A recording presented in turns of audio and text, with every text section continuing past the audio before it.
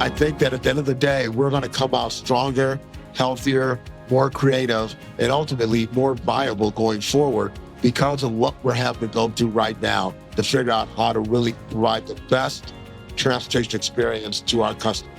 Well, good afternoon, everyone, again. Excited to be with you today at Modaxo's Transit Unplugged CEO Live Roundtable. You don't get to see this very often, where we bring together some of the finest CEOs in the public transit industry. You've got to get behind the scenes, ask them about their lives, their careers, what their current challenges are, and what they see for the future of public transportation. Are you ready to dig in? Let's make this happen. I'm super excited to have today one of the top CEOs in America with us today. Great to have Dorval Carter, my good friend here, who is the president and CEO of the Chicago Transit Authority. You might remember, I love the band Chicago. They used to be called Chicago Transit Authority. That was their first name, CTA. Welcome, and thank you for being with us today, Dorval. Thank you, Paul. Good to be here. Yeah, Dorval is also this year the chairman of APTA. APTA is it's basically the UITP for America. And so they represent all the major transit systems. And I'm also very excited to have my good friend Paul Skoutelas here. Paul is the CEO of APTA. Paul, thank you so much for being with us today. Thank you, Paul. Good to be with you. Yeah. And Jeremy Yap is here. Jeremy heads up one of the world's signature public transportation systems, the Singapore LTA Land Transport Authority. Jeremy, thank you so much for being here. Thank you, Paul. It's a blast to be here. Thanks. Excellent. And also, we got to go to the land down under. So we're excited to have with us Carla Purcell, the CEO of Yarra Trams in Australia. Thank you for being here. Thank you very much. So we're just going to go down to start with. We have about 6 or 7 questions today. We'll be about 45 minutes to kind of give you how long you're going to need to stand there. Thank you. And but we're going to go down and talk to them about, as I mentioned, a little about themselves. We'll get started off with. So Dorval, you've had an amazing career. Would you mind sharing a little bit of that with us about how you got to where you're at and what you do there in Chicago? Sure. I have about over 30 years in the industry. I started my career at the Chicago Transit Authority, but I've sort of split my time between the federal government and CTA. And in my role as CTA, I've served in a number of positions, including the general counsel position and the executive vice president and chief administrative officer.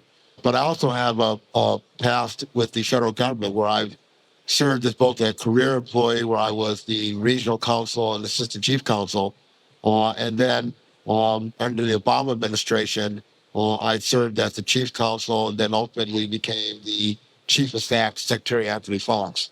I left that job to come back to CTA to become the president of the Chicago Transit Authority, which is the second largest transit system in the country. For those of you not familiar with it, pre-pandemic, we carried about 1.5 million people a day. I've been doing that job now for 8 years and have enjoyed every minute of it. He's a real mover and shaker in the Chicago area. You can see I reached back for a blast from the past and got his photo when he was at FTA with the American flag. I love that picture, Dorval. A lot less gray hair. Paul, tell us about yourself a little bit and what you do at APTA. Thank you, Paul. It's great to be here, and thank you for convening this get-together. Well, first, you talk to a lot of people. You ask the question, well, how did you get into the public transport business, right? And most people respond, well, I just kind of fell into it. Just as an opportunity. I can tell you that I first got charged up about what we do, public transportation, when I was a grade schooler, riding my first train in Philadelphia and going to the New York World's Fair. And I knew then that somehow the future was about public transportation. And so here I am, all these many years later. I've been privileged to serve in both the public and private sectors, many, many years on the public side, leading 2 transit organizations in the U.S. And then the last, 15 years after that, led the rail and transit business for an international engineering company. And now very privileged to be the APTA president and CEO. I'm in my 6th year. I love what we do. Even with all of its challenges, it's great fun. It's great to be here. Thank you. Thank you, Paul. I can't tell you what a great leader Paul is for our industry in the United States. He is out front leading, making sure we're engaged with Congress, making sure that they are taking care of public transit, understand our role. He's really helped, I think, change the dynamic of public transportation in the United States. It's no longer now just about getting from A to B and commuters going into the big, tall buildings downtown. Paul has helped lead a real transformation of our industry to focus now on things like equity and inclusion and sustainability and making our public officials understand the role that public transit can achieve in really overall societal gain. So thank you for the work you're doing helping lead our industry. A great leader for us, as is my good friend Jeremy Yap. who is focused on what we just talked about, equity and inclusion. You wouldn't believe the amazing infrastructure improvements they've made on their system to make it more inclusive. They have well, I'll let you talk a little about it, but introduce yourself. I'm just so impressed with their system. Thank you for those kind words, Paul. Well, welcome, everybody. Good afternoon. I'm Jeremy from the Land Transport Authority. I oversee public transport over there, policy and planning, and I advocate for sustainable active mobility roles in LTA. So we are a statutory board of about 6,005 in strength, and we carry about 6 million journeys a day on our public transport.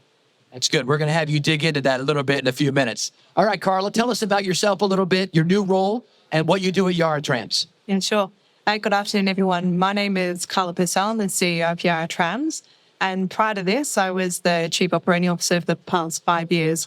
And I must say, unlike the others on the panel, I don't have 30 years of experience in public transport. But I think what I do bring is the fact that I, prior to this, had a life in aviation, and really the fundamentals are the same, which is safety, operational performance, and customer experience. And for me, I very much believe in public transport, and I think it's fundamental. It's a great leveler and incredibly important for people to have and for all communities to have. But I think in terms of operating, our safety, our operational excellence, and having customers at the heart, it's really what I'm really passionate about. That's awesome. So I wanted to start off with something a little bit different. Some members of our panel recently went on a tour, and I'm going to have Paul kind of kick it off and tell us about the tour you went on just before getting here and what you learned about public transportation here in this area of Spain. Well, thank you very much, Paul. First of all, Dorval and I were very privileged to lead a delegation of about 35 of our transit industry professionals, both public sector agency CEOs, transit board members, and business members. And we were privileged to go to Madrid, began there, toured the system, met with the local officials there, went on to Valencia by high-speed rail, of course, met with the officials there, and then went on here to Barcelona. So in each instance, I think we came away extraordinarily impressed. And one of the reasons we do this at APTA is bring together our members so they can experience what's going on in other parts of the world. Because we do have a fundamental belief that while we think we do many things very, very well, other parts of the world, including our friend here, do some great things that we can learn from. And certainly we came away from our experience here in Spain much the same. A lot of great accomplishments that are being made in electrification, addressing issues of climate, expanding their system. Which, I was here some 20 years ago, and the high-speed system, except for the connection from Madrid to Sevilla, it didn't exist. The Metro Madrid was very, very small. So this is how we learn. And this has been a whole week of exciting opportunities for us. And if I could just make one other point, which I was extremely impressed about, which is the priority that the country places on public transportation. It is right up there with healthcare and education as a top priority of this country. You can see it both in the commitments that are being made to their public transportation systems, and I think even more importantly, in the usage that we saw in all these systems that we went around the country. So it is a model that we all should be trying to aspire to. Excellent. So hopefully this is the last time I'll have to ask this question, because we're trying to get past the pandemic and trying not to refer back to pre-pandemic ridership, et cetera. But so we'll ask it one more time. Jeremy, tell us about what challenges you're facing in Singapore at the LTA when it comes to post-pandemic transportation. Yeah, I think it's not unique to Singapore, but I think most of us that came out of the pandemic, it was a revenue crisis. And unless ridership recovers to the pre-pandemic level, you're going to have a gap. Yeah, so the challenges are to how do you make up that fare box gap through developing other streams of revenue, being creative, and also to attract commuters back to the system. Right? Some have left because they felt it wasn't safe, but now the message is, please come back to the system, and the challenge is really to make it socially inclusive as well. It's something we've spoken about in the past. Yeah, so this is our concentration to make sure that the quality is up, as you were sharing. To make sure that because of that quality, there's a pull factor and that people are attracted to take public transport once again. We have an ambitious target for 9 in 10 of our journeys to be done on what we call walk, cycle, ride, meaning walking, biking, and also riding public transport. We want to achieve this in 2040, and we are making good progress on that. They say that Barcelona is one of the densest cities in the world, but so is Singapore, right? Absolutely. So we are very dense. We have 7,500 inhabitants per square meter. So it's really a challenge to carry 6 million journeys on our public transport. But it's a delight, if you work in the public sector like I do, it is a passion to see moving people that need to have opportunities in life, to their dreams, to their vocations, even to work and play, right? So people need to be moved in different areas, and there's nothing greater than moving them on public transport. All right, so talk to us about what Yarra Trams actually does, the services you provide, and then what challenges are you facing right now? Yeah, great. So for those who don't know, Yarra Trams, we are the largest tram operator in the world. We operate nearly 5,000 services a day, 500 trams, 25 lines, 23 go to the city, and nearly 2,200 employees. So quite a large operation and a huge amount of complexity. And for us, really, at the moment, whilst similar to everyone else, we are seeing patronage of approximately 70% of pre-COVID levels. However, really, our biggest challenge at the moment, or emerging challenge, I should say, is the huge investment that's been had in infrastructure in Victoria, which is a great thing. However, what that is doing, or what we expect it to do, is change the way that people use the city and use public transport. And really, at the moment, Melbourne's set up as a grid. We operate corridors. And in essence, we're expecting to see our busiest stops potentially change. And we don't quite know just yet exactly what that's going to do. And so we're working really closely looking at data, patronage patterns, mobility patterns, and then putting things in place, I should say, in order to ensure that when the new tunnel comes online, in fact, we have all of the infrastructure ready for the tram, and so we can have that seamless connection between tram and train. For those of you who don't know, Melbourne's been rated the most livable city in the world for like 7 years in a row or something. It's a phenomenal city to visit. I love all the different types of coffee you can get there. But the tram system downtown is free in the main central district, and it's a joy to ride it. So you guys do an amazing job there. It's actually great for tourists, Yes. But as an operator, it's incredibly challenging because, in fact, people use it as basically an elevator, and they go 100 meters on a tram through the CBD, and so it can make it quite challenging to plan for. And particularly as we look to the new channel coming online, it's very difficult to understand exactly how people are going to use it. Thank you very much. So in the U.S., as in a lot of places around the world, during the pandemic, the federal government stepped up in a big way, thanks in large part to the work of APTA, and gave out 3 large tranches of funds to public transit agencies to deal with the revenue loss, as Jeremy mentioned there, right? There was first the CARES Act and the CRISA Act, which helped some of the larger systems. And then there was a later act a couple years ago, the ARPA Act, which helped pretty much everybody. But now that the pandemic is over, those funds are drying up. And so a lot of transit agencies in the U.S. are facing what they're calling a fiscal cliff, which I think is a very great visual reference. We're going to have enough money until a certain spot, and then boom. Tell us what's happening in the U.S. Sure, I'm happy to discuss it both in terms of CTA and what we're facing, but also the industry as a whole. And before I start, though, I just want to acknowledge that Carla, I'm really looking forward to seeing your transit system. We'll be going to Australia later this summer as part of an APTA mission study. And Melbourne is one of the most livable cities in the world. I can't wait till we live in Melbourne. So Looking I want to make that point and do a plug for APTA. But which is part of my job as chair. The fiscal cliff is a very real problem and challenge for our entire industry. When the pandemic hit, and the industry as a whole, we saw our ridership levels drop to 20% of normal. I think today we're at about 70% across the industry, but there's a lot of variability in that from agency to agency. As you pointed out, we were fortunate enough to get literally billions and billions of dollars in federal relief funds that have allowed us to maintain normal operations, even though our fare revenues had really pretty much dried up. And for our industry right now, over the course of the next several years, the agencies are going to run out of that money.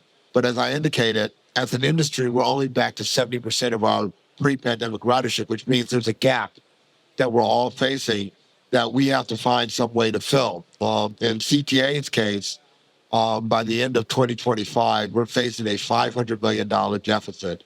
The good news is that the impact of the pandemic established a couple of very valid truths about public transportation. One, we are an essential service that is necessary to be maintained regardless of what's happening. And we all know that from the fact that all of us are on transit system running when everything else is shut down. And the second is that the value that we add to the communities that we serve goes way beyond ridership. The economic development, the economic growth, the economic opportunities that come out of a robust public transportation system drive the overall economic vitality of the community as a whole. And those have really become the talking points in our country for the conversation that we're having right now about the increased subsidy that we need so that the cliff becomes something more like a ramp. It gives us the time to really get back to normal. What do you think the likelihood is of that? Well, in our country, it's a local decision. Operating funding is not paid for at the federal level for agencies my size. It's done at either the state or local level. And I think it's safe to say that every state and local level is working through this issue. I can tell you that in my state, there is definitely a recognition of the value of public transportation. But as is always the case, the devil's in the details. The question of where the money's going to come from to help us deal with this problem is still one that's being discussed. The good news is that we have a couple of years before we get there, which is the case for many of our systems. The bad news, though, is that the cliff is very real. And if we don't fix this, you are talking about a devastating level of service cuts because these are gaps that you can't close with fare increases alone. And you will see these systems devastated by the type of budget gaps we're talking about. Thank you for that, Paul. So, Paul, I just want to add, Dorval's description here is very, very appropriate, and there are some daunting challenges out there for us. But I will say this, the other benefit to what's occurred here is that it has served and continuing to serve as a great catalyst for the industry, for change and for innovation. And so coming here, being part of this summit, looking around at all of the solutions, potential solutions that exist is inspiring. And I would commend all of you to take advantage of that. We'll be hosting our own summit in Orlando just in October, but you can't help but come into this space, interact with the transit professionals that are here, have a discussion and not feel good about the future and the possibilities. And we're witnessing change across the U.S. system by system, whether it's redesigning their networks, introducing more technology, really being creative about how they're approaching the customer. Yeah, and I'm sure Paul wouldn't mind if I extend the invitation to all of you to come visit APTA's Expo in Orlando to see how things are done in the United States. It's a once, how many years? Every 3 years. So it's just a big one. There'll be, thousands, like maybe not as big as this, but almost. And there'll be lots of exhibits, lots to learn there as well. So Jeremy, can you unpack your operation a little bit for us? Tell us about what you operate, how it operates, and your focus on inclusivity. Yeah, so carrying 6 million journeys a day, it's good as a uniform approach, but customizing to cater to individual needs is difficult. And within our segment of what we carry are those with special needs, vulnerable commuters. And so we pay special attention to that. We ensure that those with, who are hard of hearing, who are visually impaired, who have dementia needs, who suffer from autism, they are not neglected and they are included in the public transport system because it does give them equal opportunity and access to opportunity. So I think we have developed both the infrastructure to facilitate that, and in fact, all of our PT today is barrier-free.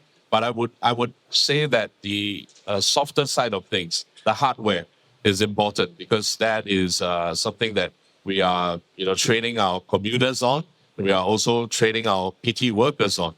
Because it's one thing to have the infrastructure. If nobody complies, then it's suboptimal, right? You can have barrier-free queue lines, but in a very urban city like Singapore, it's a very heavy ridership, right? So we are at 90%, which is good. We still have a gap, but it's not a 70% gap like Dorval, but still needs work. And operationally, we need everybody in the system.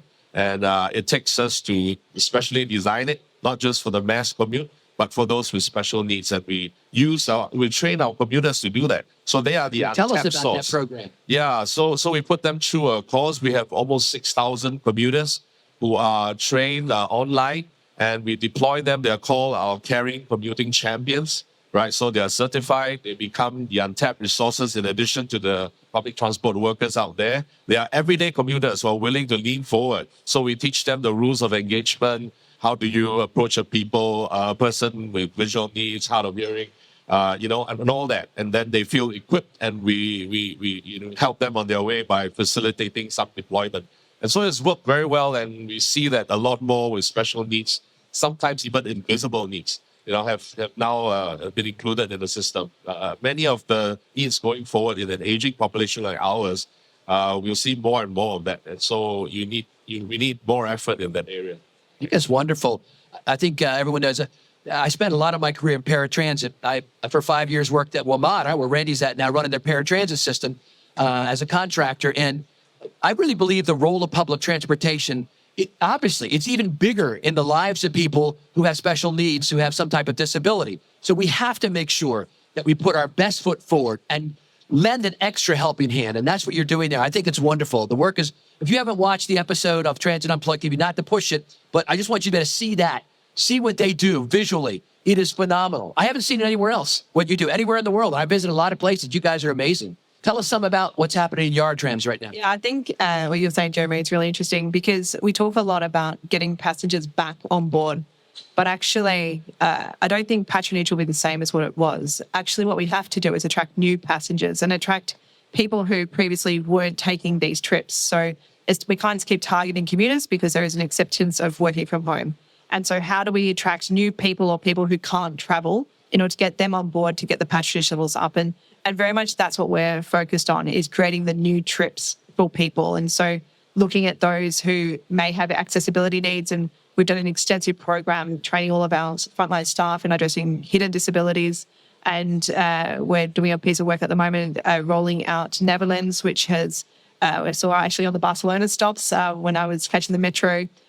All of these little things and these 1%ers will help shift the dial, but also will be really meaningful to the people who truly rely upon public transport and have no other way to travel. Okay, I'm going to ask a dual question to both of you. So other than revenue, I'll start with you, Paul. Can you give us just an overall state of the public transportation industry in the United States right now? What's happening? Where are we at? What are the trends?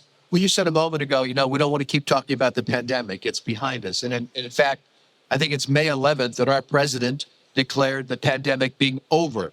The reality of it is it is over, but the lingering effects are with us, right? Yeah. And so you've heard that in the course of this conversation, attracting riders back to the system. Importantly, touching on what Clara said here, is looking for new riders for the system is critically important. When we were in Madrid, they shared the profile of their ridership and statistics with us. I was taken aback by seeing that their work trip accounts for about 29% of their ridership. Wow. And I thought, gee, the U.S. model, that work trip is at least double that. Now, on the one hand, we may have thought pre-pandemic, that's fantastic. Look, all the work trips that we're serving. However, it also says that we got to get these systems for use of people all times, not just the work trip, leisure and recreational and weekends, which we're seeing really rise higher in the States. So I think we're at this important place right now where the industry is changing. We're in this transition period. People trying to find their footing. What is the new reality? How do we serve that new reality? Can we be aggressive enough to attract new riders? We're optimistic it can be, because there's a lot of new investment coming in the States with the infrastructure bill that was passed 1.5 years ago. So that's really the crux of what's happening right now. That's great. What are your thoughts on it? I would agree with everything that Paul said. And I think that what we're in right now is an era of innovation. There's an opportunity to really rethink the way in which we provide public transportation. And for many of us, the silver lining in the emergency relief money that we received is that it's allowing us to really try out and pilot some ideas that we might not have done otherwise. There's a lot of really interesting stuff going on around fare policy, on how to make connections easier between various modes of transportation. There's a lot of work going on around technology and trying to seamlessly integrate public transportation with other mobility options.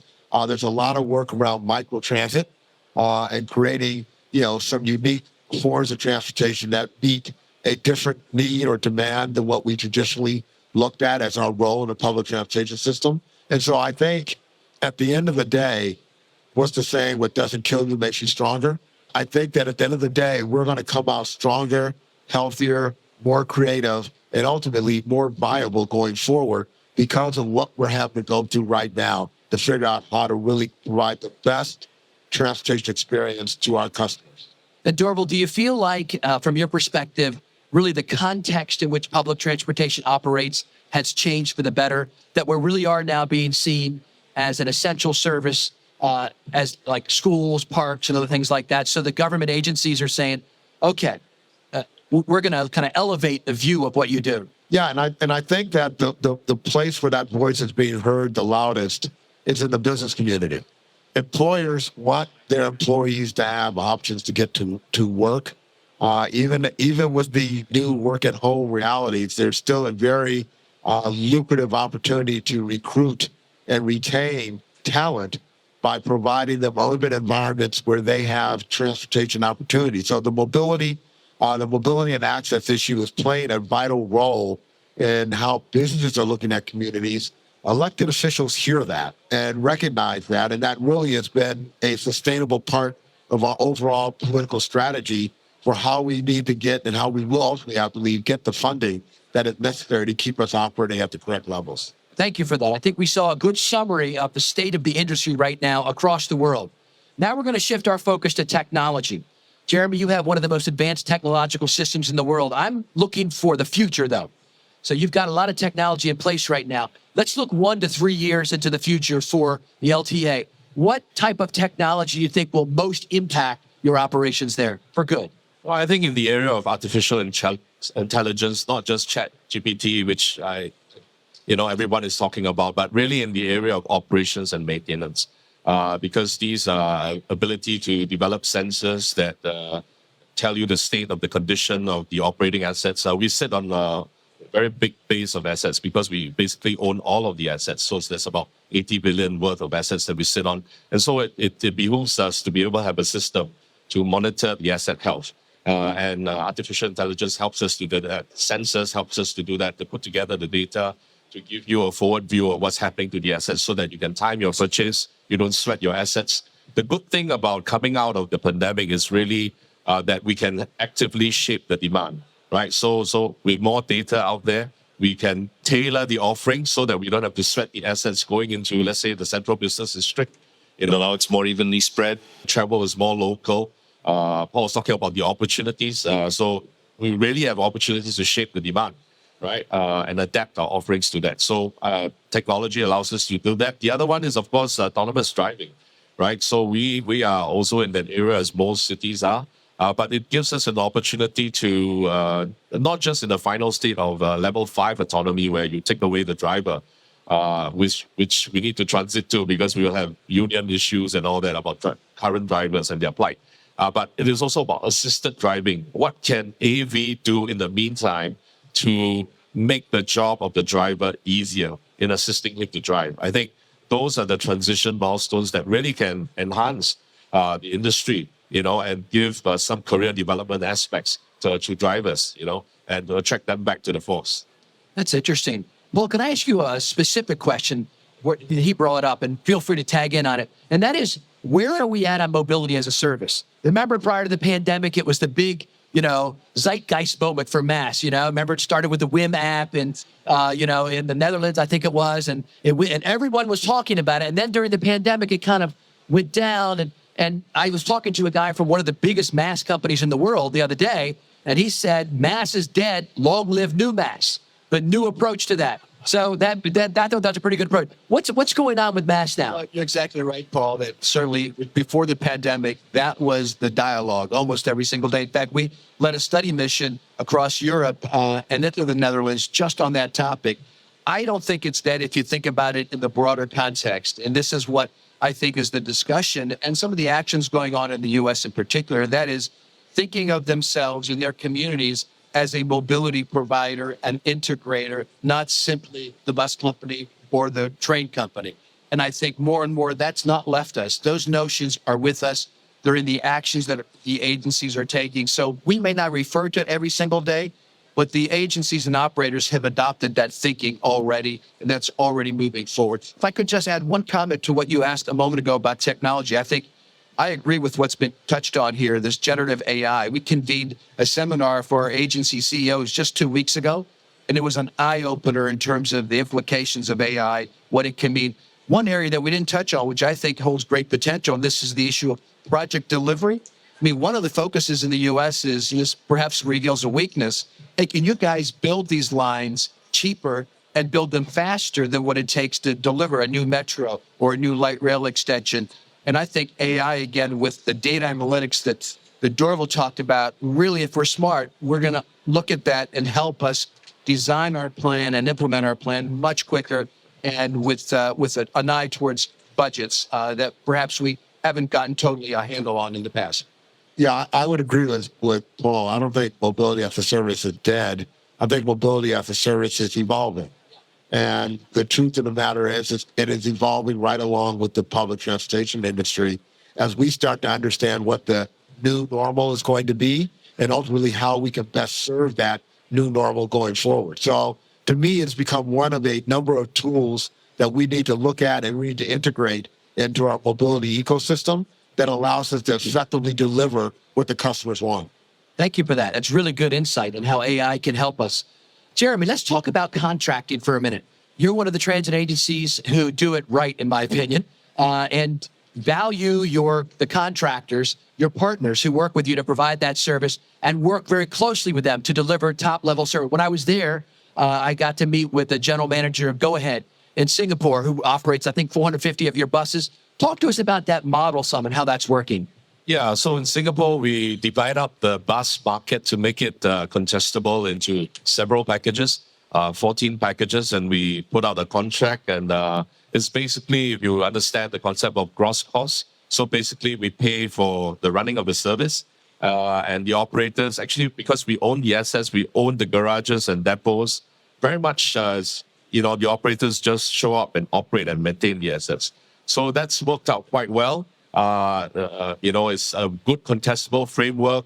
We put out packages for competitive tender, and we have a strong, rather than it being very transactional with the contractors, which was the point you were trying to make, we have a very good partnership relationship because we are vested in each other's success. Yeah, sure. Legally, contractually, there are terms that we need to ink and commit to, but the larger picture is that we are both vested in developing the public transport ecosystem. I can't do without them because they are the end service providers, and so we always try to find the alignment, and we sit down, we look at challenges, we solve them together. And Andy was the one that we were referring to at Buoyed. And so we have invited foreign operators who brought a lot of expertise to Singapore, challenged the incumbents, and now the overall service has gone up.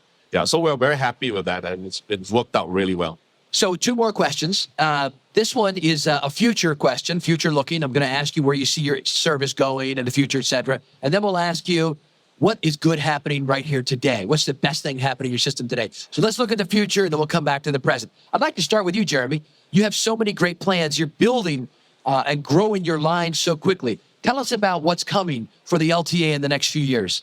Besides the expansion of the public transport network, which I feel most cities are embarking on and not holding back, I think the other parts is, as you talked about Melbourne and, being a livable city, how can a previously car-centric city like Singapore become more walkable and bikeable? So recently we found very strong peers in Seoul. So I was in Seoul together with the Seoul Metropolitan Government. We inked a memorandum of understanding on transport areas such as, pedestrian priority zones. How do you make green zones, right? How do you, make cities more walkable and bikeable? And how do you repurpose road space? A lot of our roads are built with 5, lanes, dual 5 lanes, 6 lanes. How do you take away those lanes and give it back to the city? How do you allow there to be more dedicated bike lanes and all that? So that process, I call it tactical urbanism.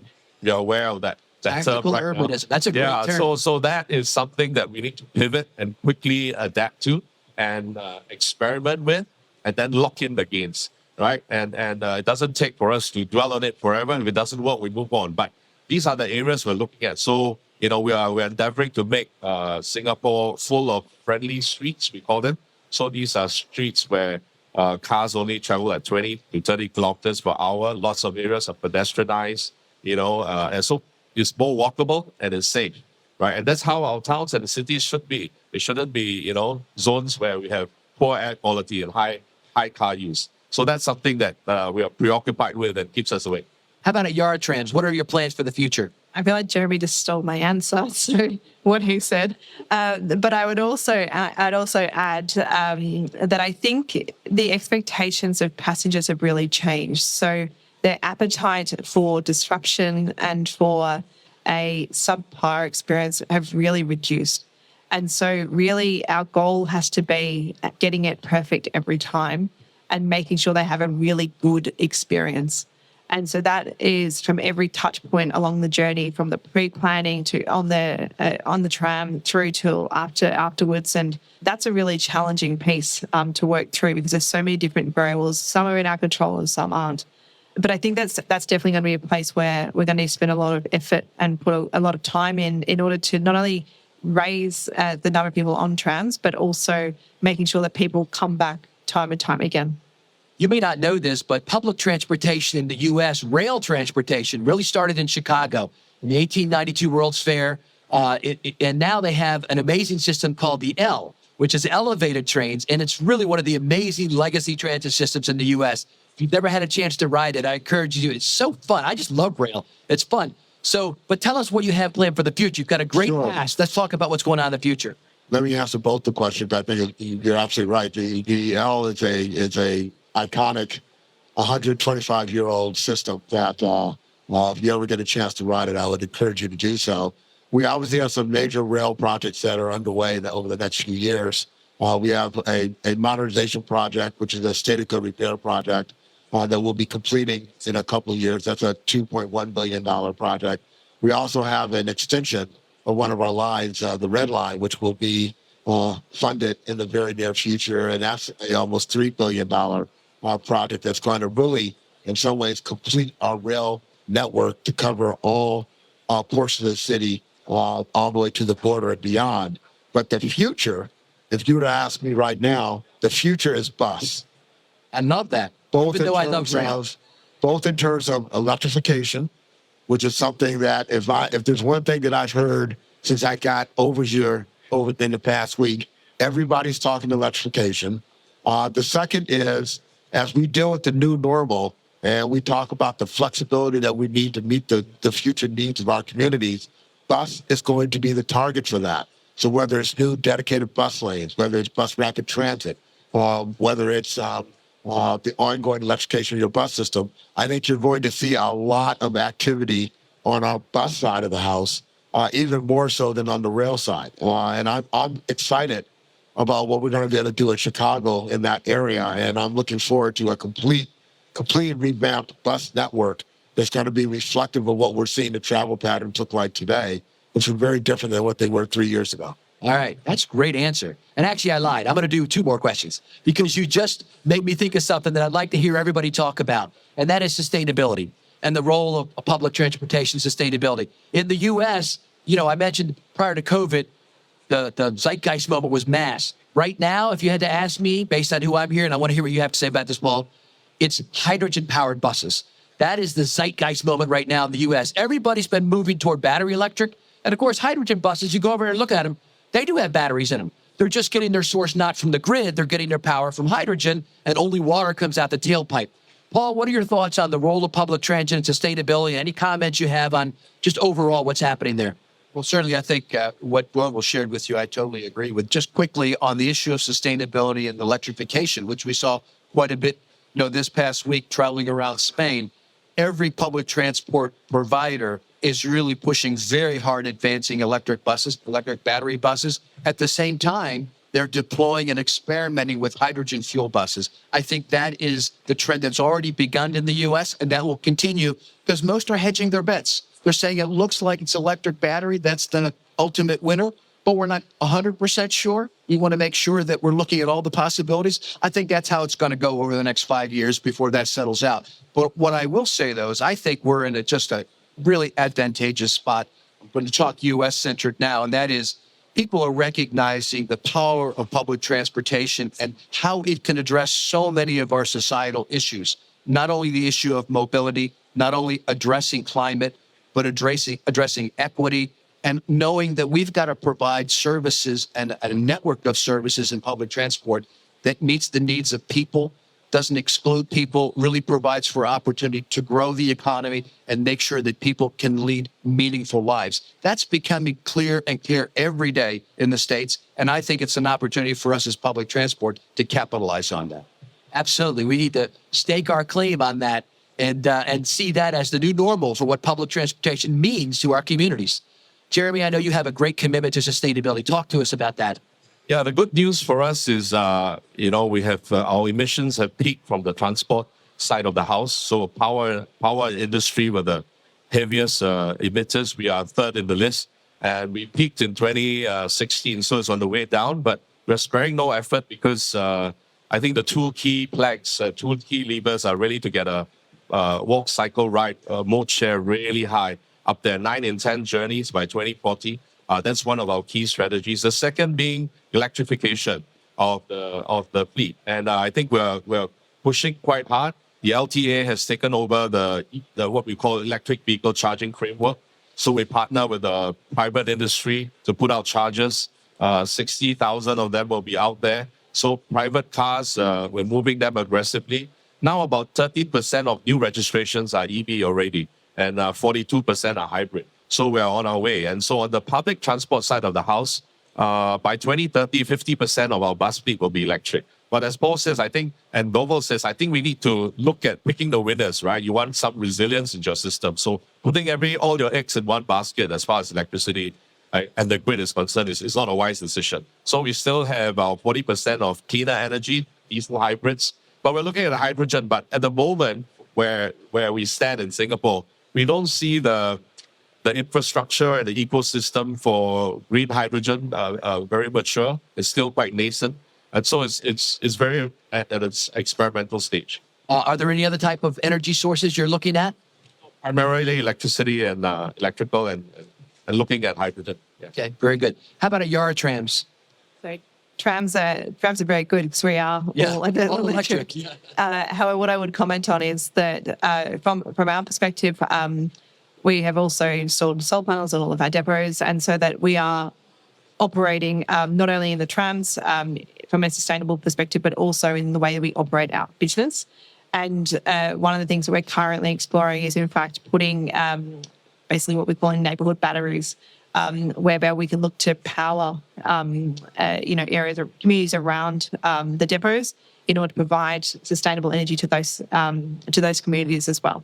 Last question is going to be fun. Most of you know that a public transportation CEO is kind of like a mayor almost of a city. There's so much that goes into that job. And oftentimes, all the easy decisions have already been made at the lower levels of staff. It's only the tough decisions that make it to their desk, that the ones that are politically fraught, dynamite, so to speak. And a lot of times, the only time you get to see them on the news is when there's bad news that they're responding to, a derailment, a strike, or funding issues or whatever. So what I like to do on Transit Unplugged is give CEOs the opportunity to talk about the good things that are happening, because there's so many good things that are happening. So that's what I'm going to do. I'm going to start down with you at the end, and we'll move this way. Tell us about one of the most exciting, great, fun things that are happening right now at Yarra Trams. There's a lot. But the first thing that comes to mind for me is probably the work we've done with our driver workforce. We have significantly changed the demographic of our workforce over the last 5 years, such that now we have the highest ever levels of female participation, and that's been the result of introducing part-time employment for drivers, but also improving the safety and security of our drivers and giving them facilities that are important to them. So from an engagement and retention, obviously they're two really big issues that I think are facing the industry. I think we're doing really well on, and I'm really proud of the work the team's done. There's a lot of work going on all across Australia. I know I'm making sure women get more involved, especially in the operator jobs and some other jobs that have traditionally been male. So that's wonderful. Absolutely. And I think, from our perspective, we've got our depot managers, 50% of them are female. We have in our driver ranks 30%, right through to our maintainers and our infrastructure typically have been jobs held by the males. And that just simply isn't just attracting women and hiring women. It's actually about getting them to stay. And you want to create the environment and the culture and to make it a safe place, but also one that they want to work with and bring their friends with them. Thank you very much. And thank you for being on the panel today. Jeremy, tell us about one of the most exciting things happening at the LTA right now. For me, it's really the expansion of our rail network. I think Dorval talked about, rail being the future, and indeed it is. So, with another 100 kilometers to go. So we are 260 kilometers. You were there when we are opening a Thomson East Coast line, that new stage 3, and takes you all the way from Malaysia, where we are about to run with our neighbors an RTS link that takes us from Johor Bahru down to Singapore, and you can hit Marina Bay. And from there, you can go to the airport as well. So these are exciting times because rail really unlocks the land parcels around them in terms of catchment, in terms of Love that. It unlocks giving the opportunities, right? So exciting. So this year is a little bit barren for us because we opened one stage last year, but next year we have 2 stage openings, and we are really excited about expanding the rail network because it is really bringing opportunities and joy to commuters with more opportunities, more options to travel.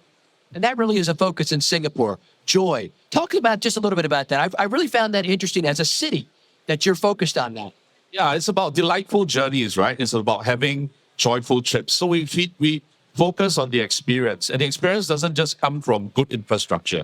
It comes from the general well-being of fellow other commuters who travel. So the travel behavior of fellow commuters is important. So we try and put out messages to make yourself special to someone, right? Make their day. Lean forward to help those with special needs. So that's the general message. And we think that if you make transit such a pleasurable experience, I think you'll grow your mode share in no time. Absolutely. That's a big focus now of the effort, Paul, isn't it? With customer experience, customer service. We're seeing that all over. Tell us about exciting things happening in the U.S. right now. What's one of the coolest things? Well, Paul, I'll tell you, the thing that I really value the most is this great privilege that I and our team have at APTA, and that is to be able to travel around the country in the course of our meetings and conferences, on occasion to come overseas and see what's happening in other places, and to be inspired by what we see, the dedication of the people that are there, the new innovations that are going on. That gives us energy as we come back to the States, share that information with our members, and also share the experiences that they're having that we need to communicate. The old saying is, if no one else is talking about it, you need to talk about it. And people need to know that there's a lot of innovation going on in our industry. It's not the old stodgy industry that existed decades ago. It's a very technology-focused, advanced thinking industry. And that's what's going to carry us forward over the next couple of decades. Awesome. Thank you. What an optimistic view. Thank you. All right, Dorval, what's one of the most cool things happening at CTA? Let me wrap this thing up. First of all, I want to really import some of Jeremy's philosophies over to CTA because having a joyful trip would be a wonderful goal for all of us to have in Chicago. But what I am most proud of is the opportunity that we have had to leverage the historic infrastructure bill that we have received in the United States and use it to really promote and amplify the equity objectives of public transportation in my agency. I am very focused on creating opportunity for disadvantaged communities, for disadvantaged individuals, for minority and women-owned businesses, and using the federal dollars that I have received, it has allowed me to really accelerate the opportunities to create what we refer to as sustainable and generational wealth in communities that have historically been the subject of disinvestment, which is one of the side benefits of having public transportation in your community. So we are leading the effort in a lot of areas in that regard with my procurement policies and other things that I'm excited about what we've done and what we're going to be doing over the next several years in that area. Very good. Thank you all very much for a great overview of the global perspective on public transportation. What a great panel, huh? Thank you all for being with us today. Enjoy the rest of your conference. Thank you for listening to this very special episode of Transit Unplugged, with our CEO Roundtable recorded live at the UITP Global Summit in Barcelona. I want to thank our guests, Paul Skoutelas, Dorval Carter, Carla Purcell, and Jeremy Yap. Now, coming up next week on the show, we have John Slott, Chief Innovation Officer at Lynx in Florida. And in our leadership segment, we have Rudy Vidal, who helps companies become more engaged with their customers and employees by focusing on customer experience. If you're listening to Transit Unplugged in your favorite podcast app, make sure you follow us, rate, and review us. That helps other people find Trends and Unplugged and become loyal listeners. If you have a question, comment, or would like to be a guest on the show, you can email us at info@transitunplugged.com. Transit Unplugged is brought to you by Modaxo. At Modaxo, we're passionate about moving the world's people. And at Transit Unplugged, we're passionate about telling those stories. So until next week, ride safe and ride happy.